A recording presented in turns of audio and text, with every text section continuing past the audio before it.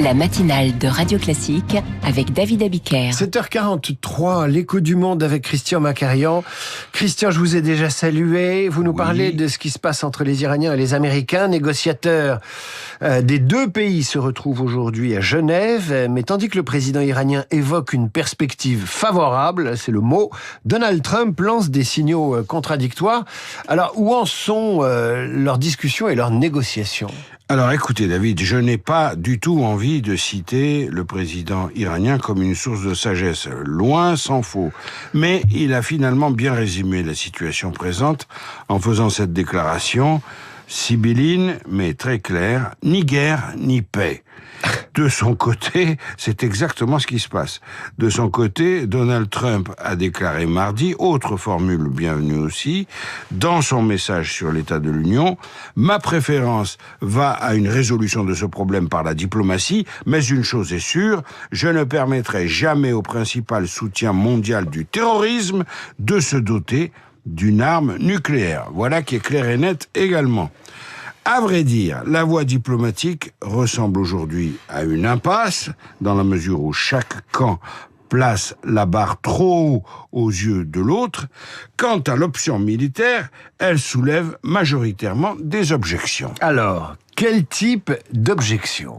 En réalité, en massant une armada considérable qui recouvre l'ensemble de la carte du Moyen-Orient, Donald Trump a eu tout le loisir de se rendre compte que cette méthode d'intimidation ne fonctionne pas sur les Iraniens.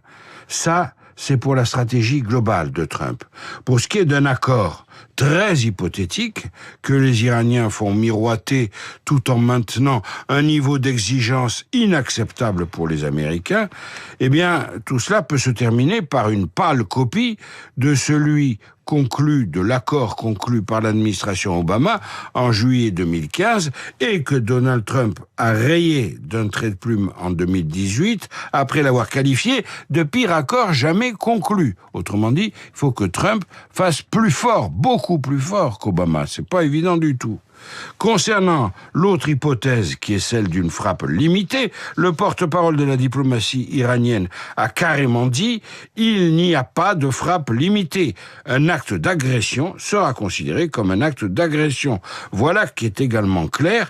En cas de frappe, l'Iran attaquera tout de suite Israël, ainsi que les pays arabes du Golfe, alliés des Américains. Alors, à quoi il faut ajouter les dissensions internes à l'administration Trump, parce qu'ils ne sont pas tous d'accord. Non, tout à fait, David. Ça complique encore le débat. Le président du comité des chefs d'état-major interarmés, autrement dit, le chef d'état-major des armées chez nous, le général Dan Kane, a lancé des avertissements au sein du département de la Défense et lors de réunions du Conseil national de sécurité à Washington.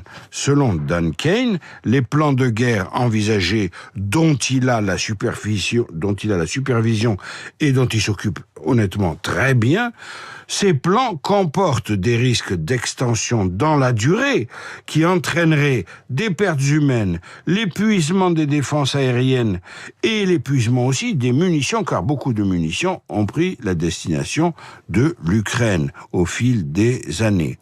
Tout cela pour les États-Unis et leurs troupes présentes dans la région du Moyen-Orient, mais aussi pour les alliés des États-Unis dans la région qui ne cessent de faire pression sur les Américains.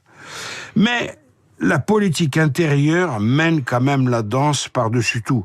Marco Rubio, par exemple, le secrétaire d'État, était contre une opération militaire, mais il a appris à rester notablement silencieux. Ses objections, il les garde pour lui.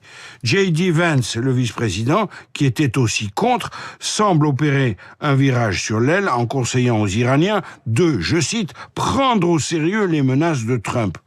Trump s'est mis, à vrai dire, dans une seringue, ce que traduit clairement son incapacité à trancher. Mais il faut maintenant impérativement qu'il sorte de son hésitation, car pendant que Trump hésite, l'Iran en profite.